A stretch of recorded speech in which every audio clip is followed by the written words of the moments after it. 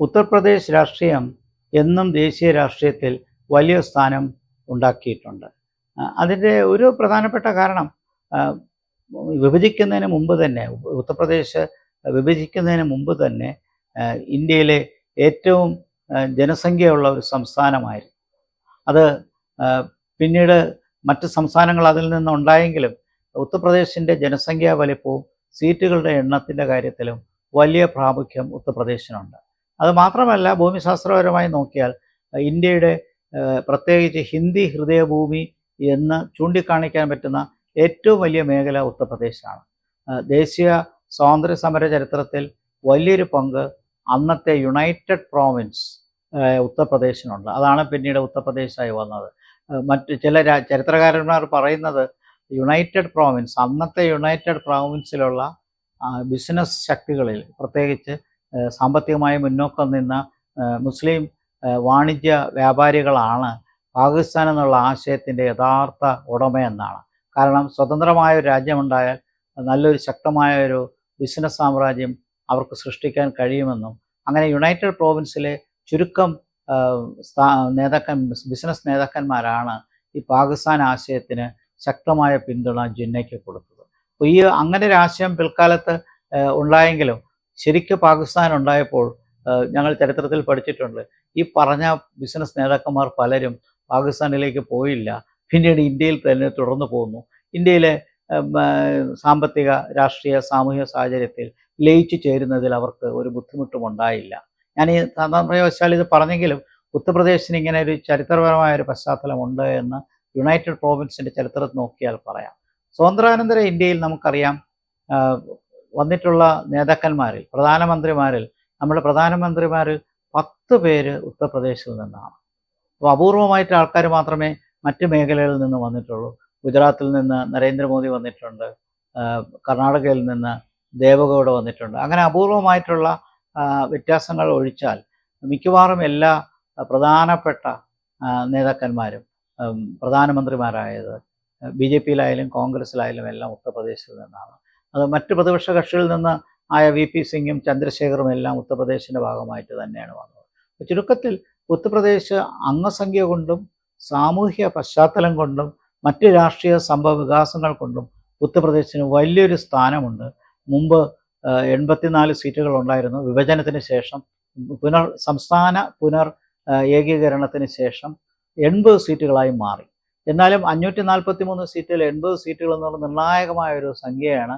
അപ്പോൾ ഉത്തർപ്രദേശ് സംസാരിക്കുന്നത് gate way of Indian politics എന്ന് പറയുന്നത്, ഉത്തർപ്രദേശ് പിടിക്കുന്നവർക്ക് ദേശീയ രാഷ്ട്രീയത്തിൽ ഭരണത്തിന് വരാനുള്ള സാധ്യതയുണ്ട്. മറിച്ച് വന്നിട്ടുള്ള അവസരങ്ങൾ കുറവാണ്. ഉത്തർപ്രദേശ് തന്നെയാണ് ഇന്ത്യൻ രാഷ്ട്രീയത്തിൻ്റെ വലിയൊരു തുലാസായി, ബാലൻസായി നമ്മുടെ മുമ്പിൽ നിൽക്കുന്നത്. അപ്പോൾ അംഗസംഖ്യ കൊണ്ടും വലുതാണ്, രാഷ്ട്രീയ വിഷയങ്ങൾ കൊണ്ടും വലുതാണ്. ഇപ്പോൾ രാഷ്ട്രീയ വിഷയങ്ങൾ നമുക്കറിയാം, അവിടെ ഉണ്ടായിട്ടുള്ള അയോധ്യ പ്രശ്നം അത് നീണ്ടകാലം ഇന്ത്യൻ രാഷ്ട്രീയത്തിൽ ശക്തി പ്രാപിച്ചതാണ്. അതിന് ചില ആൾക്കാർ അതിന് വലിയൊരു പാരമ്പര്യം, 500 വർഷത്തെ പാരമ്പര്യമൊക്കെ പറയുന്നുണ്ട്. എന്തായാലും സ്വാതന്ത്ര്യാനന്തര ഇന്ത്യയിൽ അയോധ്യ ക്ഷേത്രത്തിന് വേണ്ടിയുള്ള സമരവും സംഘടനകളും മറ്റുമെല്ലാം പിൽക്കാലത്ത് എത്ര നമ്മുടെ ദേശീയ രാഷ്ട്രീയത്തിനെ മുറിവേൽപ്പിച്ചു എന്ന് നമുക്ക് നന്നായിട്ടറിയാം. പക്ഷേ ഇപ്പോൾ കോടതി ഇടപെട്ടതിന് ശേഷം അയോധ്യ പ്രശ്നം അവസാനിച്ചിരിക്കുകയാണ്. ഒരു വലിയൊരു സമുച്ചയം അയോധ്യ ക്ഷേത്രമുണ്ടാക്കി. കുറച്ചപ്പുറത്തായിട്ട്, എന്നാൽ അധികം ദൂരമല്ലാത്തൊരു സ്ഥലത്ത് മുസ്ലിം പള്ളിക്കുള്ള സ്വാതന്ത്ര്യം കൊടുത്തു. അവിടെ ഇനി മുസ്ലിം പള്ളി വരാനുള്ള സാധ്യതയുമുണ്ട്. അപ്പോൾ അയോധ്യ ക്ഷേത്രത്തിൻ്റെ ഉദ്ഘാടനമൊക്കെ സമീപകാലത്ത് കഴിഞ്ഞപ്പോൾ അത് ഇന്ത്യൻ രാഷ്ട്രീയത്തിൽ എത്രത്തോളം സ്വാധീനിക്കുന്നു എന്നുള്ളതിൻ്റെ ഉദാഹരണം നമ്മൾ കണ്ടതാണ്. പത്രങ്ങളിലും ടെലിവിഷനിൽ കൂടിയുമെല്ലാം പ്രധാനമന്ത്രിയും ഭരണകക്ഷിയും മറ്റ് പ്രതിപക്ഷ കക്ഷികളുമെല്ലാം അതിനെ എത്രത്തോളം അംഗീകരിച്ചു എന്നും അതിൻ്റെ സ്വാധീനം എത്ര വലുതാണെന്നും നമ്മൾ മനസ്സിലാക്കിയതാണ്. പിന്നെ ഉത്തർപ്രദേശിൻ്റെ മറ്റൊരു വശമെന്ന് പറയുന്നത് മതരാഷ്ട്രീയം മാത്രമല്ല, ജാതി രാഷ്ട്രീയവും ശക്തമാണ്. ഒരു വലിയ പരിധിവരെ കോൺഗ്രസിൻ്റെ പ്രതാപം അസ്തമിച്ചതിന് ശേഷം, പ്രത്യേകിച്ച് 1977 ശേഷമാണ് ജാതി രാഷ്ട്രീയത്തിന് അവിടെ ബലം കിട്ടിയത്. ഇപ്പോൾ മണ്ഡൽ കമ്മീഷൻ റിപ്പോർട്ട് 1990-ലാണ് നടപ്പിലാക്കിയെങ്കിലും അതിനു മുമ്പ് തന്നെ ബീഹാറിലെ മുൻ മുഖ്യമന്ത്രിയായിരുന്ന കർപ്പൂരി താക്കൂർ കൊണ്ടുവന്ന മണ്ഡൽ കമ്മീഷൻ റിപ്പോർട്ട്, അത് ജാതി അടിസ്ഥാനത്തിലുള്ള സംവരണം, പിന്നോക്ക വിഭാഗത്തിനുള്ള സംവരണം, ഭരണഘടനയിൽ പറഞ്ഞിരിക്കുന്ന രീതിയിലുള്ള സംവരണം ദളിത് വിഭാഗങ്ങൾക്ക്, ഷെഡ്യൂൾ കാസ്റ്റിന് ഷെഡ്യൂൾഡ് ട്രൈബ്സിന് മാത്രമായിരുന്നെങ്കിൽ, സംസ്ഥാനങ്ങളെ ഒഴിച്ചു നിർത്തിയാൽ, സംസ്ഥാനങ്ങൾക്ക് വേറൊരു നയമാണ്, ദേശീയ തലത്തിൽ SC ST മാത്രമായിരുന്നു ആദ്യം സംവരണം. 1990 ശേഷമാണ് OBC വിഭാഗത്തിൻ്റെ സംവരണം വരികയും അത് കോടതിയിൽ ചലഞ്ച് ചെയ്ത പ്രസിദ്ധമായ ഇന്ദിരാ സാഹ്നി കേസ്, ആ ഇന്ദിരാ സാഹ്നി കേസിൽ വന്ന ഒരു പ്രധാനപ്പെട്ട ജഡ്ജ്മെൻ്റാണ് തീർച്ചയായിട്ടും 50% സംവരണം പാടില്ല എന്നും വരേണ്യ വിഭാഗം പിന്നോക്ക വിഭാഗത്തിലുണ്ടെങ്കിൽ ക്രീമി ലെയറിനെ ഒഴിവാക്കിക്കൊണ്ട് വേണം സംവരണം കൊടുക്കാനെന്നും. അപ്പോൾ ഇത് അവിടുത്തെ ജാതി രാഷ്ട്രീയത്തിൽ ശക്തമായ സ്വാധീനം ചെലുത്തി. അതിൻ്റെ ഫലമായി ബഹുജൻ സമാജ് പാർട്ടി മായാവതിയുടെ നേതൃത്വത്തിൽ ശക്തിപ്പെട്ടു വന്നു. മറ്റ് OBC വിഭാഗങ്ങളെ ശക്തിപ്പെടുത്തി. ജനതാ പാർട്ടിയും ജനതാദളും തകർന്നപ്പോൾ ബഹുജൻ സമാജ് പാർട്ടിക്കെതിരായി മുലായം സിംഗ് യാദവ് കൊണ്ടുവന്ന സമാജ്വാദി പാർട്ടിയും ഉത്തർപ്രദേശിൽ വലിയ ശക്തിയായി മാറി. ഇവർ രണ്ടുപേർക്കും ഉത്തർപ്രദേശ് രാഷ്ട്രീയത്തിൽ BJPയെ പോലെ തന്നെ വ്യത്യസ്ത കാലഘട്ടങ്ങളിൽ ഭരിക്കാൻ അവസരം കിട്ടി. അപ്പോൾ ബഹുജൻ സമാജ് പാർട്ടിയും ഉത്തർപ്രദേശ് ഭരിച്ചിട്ടുണ്ട്, സമാജ്വാദി പാർട്ടിയും ഭരിച്ചിട്ടുണ്ട്. ഇവർ രണ്ടുപേരും തമ്മിലുള്ള ഐക്യവും ഉത്തർപ്രദേശ് രാഷ്ട്രീയത്തിലുണ്ട്. അപ്പോൾ ഉത്തർപ്രദേശ് രാഷ്ട്രീയം എന്തുകൊണ്ടും ദേശീയ രാഷ്ട്രീയത്തിൽ വളരെ പ്രസക്തിയുള്ളതാണ്. അതിൻ്റെ ഏറ്റവും നിർഭാഗ്യവശം എന്ന് പറയുന്നത് കോൺഗ്രസ് അവിടെ ഒറ്റപ്പെട്ടു പോയി എന്നുള്ളതാണ്. അപ്പോൾ കോൺഗ്രസ് തീരെ ശോഷിച്ചു പോയ ഒരു രാഷ്ട്രീയത്തിൽ ജാതി മത സംഘടന ശക്തികൾ, ആ ശക്തികൾ ഏറ്റവും പ്രബലമാവുകയും ഒരു വശത്ത് BJP, മറുവശത്ത് ജാതി വകുപ്പുകൾ, ജാതി പാർട്ടികൾ ശക്തിയായി പ്രാപിച്ചു വരികയും അവരുടെ ഭരണം മാറി മാറി വരികയും ചെയ്തു. പക്ഷേ നമുക്കറിയാം, തീർച്ചയായിട്ടും മായാവതിയുടെ ഭരണത്തിലുണ്ടായ പ്രശ്നങ്ങൾ എന്താണെന്ന് അറിയാം. അതിൽ പ്രധാനപ്പെട്ട പ്രശ്നം ജാതി അടിസ്ഥാനത്തിലുള്ള സ്വാധീനം വന്നെങ്കിലും അതിനോടൊപ്പം മറ്റ് ഉന്നത വിഭാഗക്കാരെ കൂടി ആ രാഷ്ട്രീയത്തിൽ കൊണ്ടുവരാൻ മായാവതി നടത്തിയ ഒരു പരിശ്രമത്തെ അന്നത്തെ കാലത്തെ പൊളിറ്റിക്കൽ സയൻറ്റിസ്റ്റുകൾ ആ തിയറിയെ തന്നെ റിവേഴ്സ് ഓസ്മോസിസ് എന്നാണ് പറയുന്നത്. അത് ബ്രാഹ്മണരും ദളിതരും മറ്റും ചേർന്നുണ്ടാക്കിയ ഒരു വലിയൊരു മുന്നണിയാണ് ബഹുജൻ സമാജ് പാർട്ടി. ഇന്ന് ശോഷിച്ചെങ്കിലും ഇലക്ഷൻ കമ്മീഷൻ്റെ കണക്കിൽ ഒരു ദേശീയ പാർട്ടിയായി BSP ഇപ്പോഴും നിലനിൽക്കുന്നുണ്ട്. പക്ഷേ BSP കൊണ്ടുവന്ന റിവേഴ്സ് ഓസ്മോസിസ് തിയറിയിൽ കൂടി വന്ന മുന്നണി നീണ്ടകാലം നിന്നില്ല. അതിൻ്റെ ഒരു പ്രധാന കാരണം മായാവതിയുടെ ഭരണത്തിലുണ്ടായ പ്രശ്നങ്ങളാണ്. അഴിമതി തന്നെ വലിയൊരു പ്രശ്നമായി. നമുക്കറിയാവുന്നതുപോലെ സംവരണത്തെക്കാളേറെ സ്വന്തം ഇമേജ് വർദ്ധിപ്പിക്കാൻ മായാവതിയുടെ ഗുരുവായിരുന്ന കാൻഷിറാമിൻ്റെ ശക്തിയും സ്വാധീനവും അവരിലുണ്ടായിരുന്നു. ആ സ്വാധീനത്തിൽ പിറകിൽ അവർ പിന്നീടുണ്ടാക്കിയ ഭരണം ഒത്തിരി ആക്ഷേപങ്ങൾക്ക് വഴി തെളിയിച്ചു.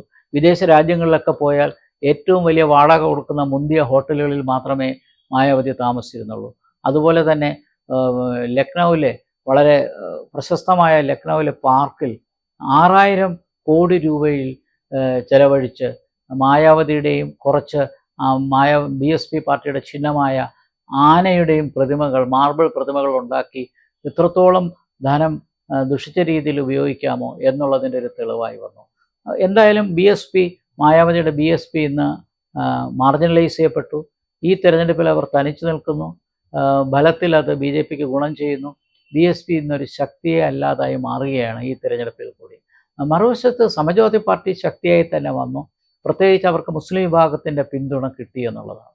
ഈ മുസ്ലിം വിഭാഗത്തിൻ്റെ കാര്യം പറയുമ്പോൾ അയോധ്യ മാത്രമല്ല, ഷാബാനു കേസും നമ്മൾ എടുത്തു പറയേണ്ടതുണ്ട്. 1984 ഷാബാനു കേസ് വന്നതിന് ശേഷമാണ് ഈ മുസ്ലിം വിവാഹ നിയമങ്ങൾക്ക് പരിഷ്കരണം വേണമെന്നുള്ള ആവശ്യം വന്നത്. അന്ന് ഷാബാനു എന്ന് പറയുന്ന ഒരു വൃദ്ധയായ 70 വയസ്സുള്ള മുസ്ലിം സ്ത്രീക്ക് ഭർത്താവ് നഷ്ടപരിഹാരം നൽകാതെ മറ്റൊരു വിവാഹം നടത്തിയപ്പോൾ അതിനെതിരെ സുപ്രീം കോടതി വളരെ ജനകീയവും പുരോഗമനപരമായ ഒരു വിധി കൊണ്ടുവന്നു. നഷ്ടപരിഹാരം കൊടുത്തേ പറ്റൂ. ക്രിമിനൽ പ്രൊസീജിയർ കോഡ് അനുസരിച്ച് ഷാബാനുവിൻ്റെ ഭർത്താവിന് ശിക്ഷ അനുഭവിക്കണം. ഈ വിധിക്കെതിരെ നിർഭാഗ്യവശാൽ 1984-89 കാലഘട്ടത്തിലെ പാർലമെൻറ്റ് കൊണ്ടുവന്ന വളരെ കൺസർവേറ്റീവായ ഒരു നിയമമാണ് പിൽക്കാലത്ത് വലിയ പ്രശ്നങ്ങൾ ഉണ്ടാക്കിയത്. അങ്ങനെ വഖഫ് ബോർഡിനാണ് ആ തീരുമാനമെടുക്കാൻ അവകാശം വിട്ടുകൊടുത്തത്. പിന്നീട് BJPക്ക് വലിയൊരു ആയുധമായി മാറി. ഇന്ന് ട്രിപ്പിൾ തലാഖ് അബോളിഷൻ ബില്ല് BJP ആക്റ്റായി കൊണ്ടുവന്നിരിക്കുകയും ട്രിപ്പിൾ തലാഖ് എന്നുള്ള നിയമം തന്നെ നിയമവിരുദ്ധമായി പ്രഖ്യാപിക്കുകയും ന്യൂനപക്ഷങ്ങളിൽ ഒരു ഭാഗം പോലും BJPയെ പിന്തുണയ്ക്കാൻ അത് കാരണമാക്കി. അപ്പോൾ ഷാബാനു കേസും ഉത്തർപ്രദേശ് രാഷ്ട്രീയത്തിലെ ചരിത്രത്തിൽ വലിയൊരു പ്രാധാന്യം അർഹിക്കുന്നുണ്ട്. അപ്പോൾ ഇവിടെ ഇത്തരം കാര്യങ്ങൾ യൂണിഫോം സിവിൽ കോഡ് എന്നുള്ള ആശയത്തിനും സംവാദത്തിനും ശക്തിയുണ്ടാക്കി. ഇപ്പോൾ നമുക്കറിയാം ഉത്തരാഖണ്ഡ് യൂണിഫോം സിവിൽ കോഡ് നടപ്പിലാക്കി. ഇനി അധികാരത്തിൽ വന്നാൽ BJP സഖ്യം യൂണിഫോം സിവിൽ കോഡ് നിർബന്ധമായി നടപ്പിലാക്കുമെന്ന് പറയുന്നുണ്ട്. എന്തായാലും വിവാഹമോചനം, അതോടൊപ്പം തന്നെ അനന്തരാവകാശികൾക്കുള്ള സ്വത്തുകൾക്കുള്ള അവകാശം തുടങ്ങി മെയിൻ്റനൻസ് ആക്ട്, ഇങ്ങനെയുള്ള കാര്യങ്ങൾക്കൊക്കെ പൊതുവായൊരു രാജ്യത്തിൻ്റെ ഒരു ഏകീകൃത നിയമമാണ് ആവശ്യം. ഇപ്പോൾ യൂണിഫോം സിവിൽ കോഡ് എന്നുള്ള പറയത്തിൽ നമ്മുടെ മാധ്യമങ്ങൾ പറയുന്ന വാക്ക് ചാനലിൽ കൂടി ശ്രദ്ധിച്ചാൽ തന്നെ നമുക്കറിയാം അതിനകത്ത് ചില അഭിപ്രായ വ്യത്യാസങ്ങളുണ്ട്. ഏക സിവിൽ കോഡ് എന്നാണ് പറയുന്നത്. വാസ്തവത്തിൽ ഏക സിവിൽ കോഡല്ല, ഏകീകൃത സിവിൽ കോഡാണ് യൂണിഫോം സിവിൽ കോഡ് കൊണ്ട് ഉദ്ദേശിക്കുന്നത്. പരിഷ്കൃതമായ രാജ്യത്തിന് സിവിൽ നിയമങ്ങളിൽ പൊതുവായ ഒരു നിയമം വേണം.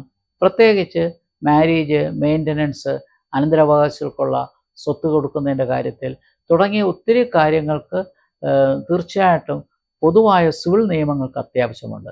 അപ്പോൾ ഇതിൻ്റെ അപര്യാപ്തതയാണ് ഷാബാനോ ജഡ്ജ്മെൻറ്റിന് ശേഷം ദേശീയ രാഷ്ട്രീയത്തിൽ വലിയ ശ്രദ്ധ ആകർഷിച്ചതും അത് BJP രാഷ്ട്രീയപരമായി നന്നായി മുതലാക്കിയത്. അപ്പോൾ ഈ രാഷ്ട്രീയങ്ങൾക്ക് ഇങ്ങനെ പോകുമ്പോൾ BJPക്കും ഉത്തർപ്രദേശിൽ വീണ്ടും ഒരു വലിയൊരു ശക്തിയാകാൻ കഴിഞ്ഞു. അതിൻ്റെ ഫലമായി BJPക്ക് നേരത്തെ ഉണ്ടായിരുന്ന അടിത്തറയേക്കാൾ കൂടുതൽ വിപുലീകരിക്കാൻ കഴിഞ്ഞു. ഇതിനെ സഹായിക്കുന്നതിന് അയോധ്യ ക്ഷേത്രത്തിൻ്റെ വിവാദവും പിന്നീട് അയോധ്യ ക്ഷേത്രം പുനർനിർമ്മിച്ചതുമെല്ലാം BJPയുടെ ശക്തി വർദ്ധിപ്പിച്ചു. അങ്ങനെ ഇന്ന് അവിടുത്തെ പ്രധാനപ്പെട്ട രണ്ട് പ്രശസ്തമായ ശക്തികൾ എന്ന് പറയുന്നത് ഒരു വശത്ത് ഹിന്ദുത്വ ആശയങ്ങൾക്ക് പിന്നിൽ നിൽക്കുന്ന BJP, ആ നയിക്കുന്ന BJPയും, മറുവശത്ത് OBC വിഭാഗങ്ങൾ, പ്രത്യേകിച്ച് മുസ്ലിം വിഭാഗത്തിൻ്റെയും ഒരു ചെറിയ ഭാഗം OBC യാദവ് ഗ്രൂപ്പിൻ്റെയും കൂടിച്ചേർന്നൊരു മുന്നണിയായ സമാജ്വാദി പാർട്ടിയുമാണ്. ദളിതരുടെ പാർട്ടിയായിരുന്ന BSP ഇന്ന് മാർജിനലൈസ് ചെയ്യപ്പെട്ടു. ഒരു വലിയ പരിധിവരെ സബാൾട്ടേൺ ഹിന്ദുത്വ എന്നുള്ള ആശയത്തിൽ കൂടി BJPക്ക് ദളിത് വിഭാഗത്തിനെയും ഗിരിവർഗ്ഗക്കാരെയും തങ്ങളുടെ കൂട്ടത്തിൽ കൊണ്ടുവരാൻ കഴിഞ്ഞതെന്നതും BJPയുടെ ഇന്നത്തെ ശക്തിയുടെ ഒരു പ്രത്യേകതയാണെന്ന് പറയാം. അപ്പോൾ BJP വേഴ്സസ് സമാജ്വാദി പാർട്ടി എന്നുള്ളതാണ്. കോൺഗ്രസ് ഈ സഖ്യത്തിൽ ചേരുന്നു എന്നല്ലാതെ റൈബറേലിയിൽ അമേഠിയിലും സ്വാധീനമുണ്ട്.